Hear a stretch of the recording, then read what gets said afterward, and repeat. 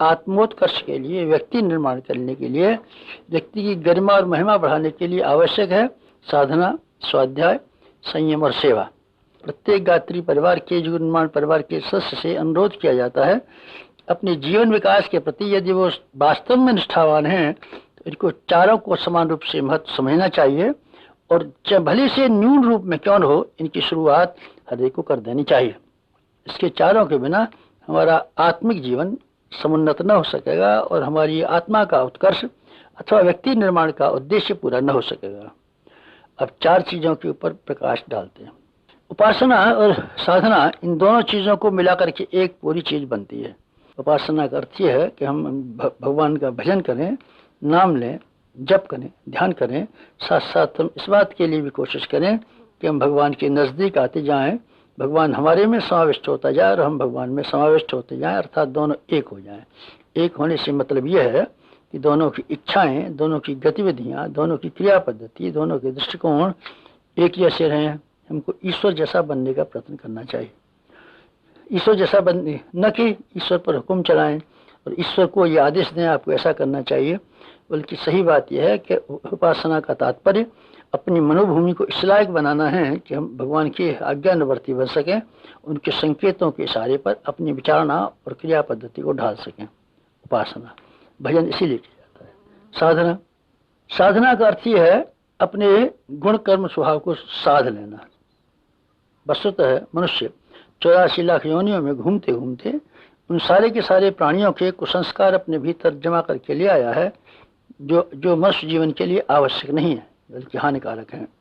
तो भी वो स्वभाव के अंग बन गए हैं और हम मनुष्य होते हुए भी पशु संस्कारों से प्रेरित रहते हैं और पशु प्रवृत्तियों को बहुधा अपने जीवन में कार्यान्वित करते रहते हैं। इस अनगढ़पन को ठीक कर लेना, सुगढ़पन को अपने भीतर से विकास कर लेना। जंगली झाड़ियों को काट करके माली लोग अच्छे अच्छे झाड़ और खूबसूरत पार्क बना देते हैं। हमको भी अपने झाड़ झंकाड़ जैसे जीवन को परिष्कृत करके, काट छांट करके, समुन्नत करके इस लायक बनाना चाहिए कि वो उसको ये कहा जा सके कि सभ्य जीवन और सुसंस्कृत जीवन है। इसके लिए हमको नित्य ही आत्मनिरीक्षण करना चाहिए, अपनी गलतियों पर गौर करना चाहिए, उनको सुधारने के लिए कमर कसनी चाहिए और अपने आप का निर्माण करने के लिए हमको आगे आगे बढ़ना चाहिए। दूसरों के दुख हमारे दुख हों, दूसरों के सुखों में हम सुखी रहें। इस तरह की वृत्तियों का अगर हम विकास कर सकें तो कहा जाएगा कि हमने जीवन साधना करने के लिए प्रयास किया और जितनी सफलता पाई, कहा जा सकता है कि हमने उतनी जीवन साधना की सिद्धि प्रख्यात है।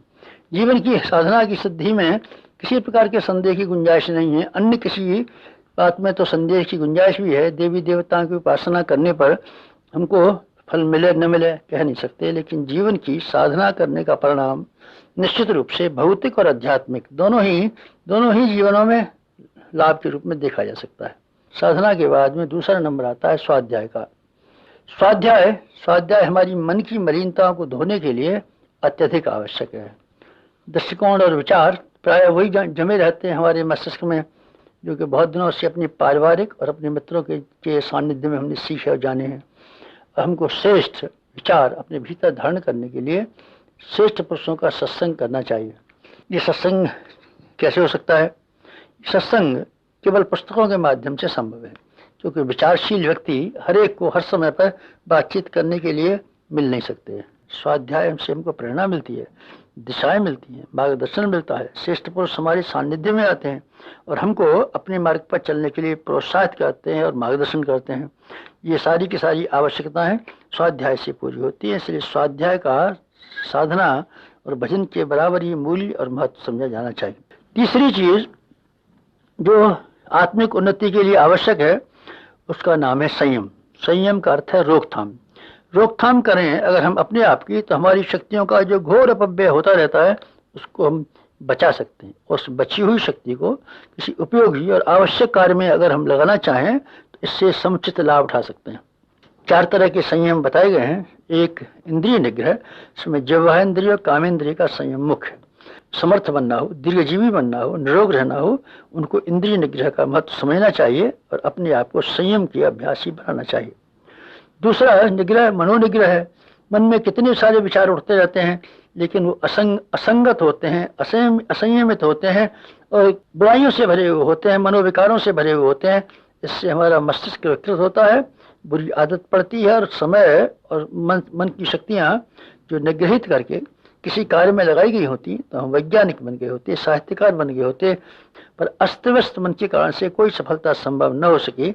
मनोनिग्रह करके हम एकाग्रता की शक्ति और एक दिशा धारा में चलने की सामर्थ्य प्राप्त कर सकते हैं और उससे हमारी सफलताओं का द्वार खुल सकता है। समय का निग्रह, हम समय को बर्बाद करते रहते हैं, आलस्य में पड़े पड़े, प्रमाद में पड़े पड़े, कोई योजनाबद्ध नहीं, जब जो आया मन मर्जी से कुछ काम कर लिया, मन मर्जी नहीं हुई तो नहीं काम कर लिया। इस तरीके से अस्त व्यस्त जीवन हमारा नष्ट हो जाता है। जब हम समय का थोड़ा थोड़ा भी उपयोग कर लेते तो यानी कितना लाभ उठा सकते थे। पैसे का निग्रह, अर्थ निग्रह, अर्थ निग्रह भी हम ऐसे ही महत्वपूर्ण है। पैसे को विलासता से लेकर के, लग्जरी से लेकर के, जाने किस काम में, व्यसनों में और अनाचारों में हम खर्च करते रहते हैं। अगर हम उसको फिजूल खर्ची से बचा सके होते और उस धन को हमने किसी उपयोगी काम में लगाया होता तो भौतिक और आत्मिक उन्नति की दिशा में हम कहीं आगे बढ़ गए होते। अर्थ निग्रह, इंद्रिय निग्रह, मनोनिग्रह, समय निग्रह, इन चारों के चारों निग्रहों को हम करें तो हम संयमशील हो सकते हैं। हमको संयम बरतना चाहिए, हमको अश्वाद व्रत का अभ्यास करना चाहिए, हमको ब्रह्मचर्य का अभ्यास करना चाहिए, हमको मौन का अभ्यास करना चाहिए। ऐसे ऐसे असंख्य संयम हैं जिनको अपनाने से हम देखेंगे कि हम तपस्वी बनते हैं और अपनी शक्ति का बहुत बड़ा भाग अपनी बचा करके अच्छे काम में लगाते हैं।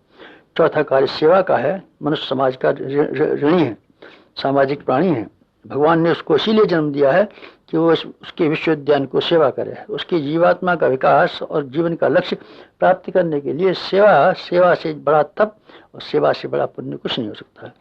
हमको सेवा करने के लिए समय निकालते रहना चाहिए। सारे का सारा समय अपने लिए हम खर्च न कर दें, बल्कि देश, धर्म, समाज और संस्कृति की सेवा करने के लिए हम कुछ लगाएं।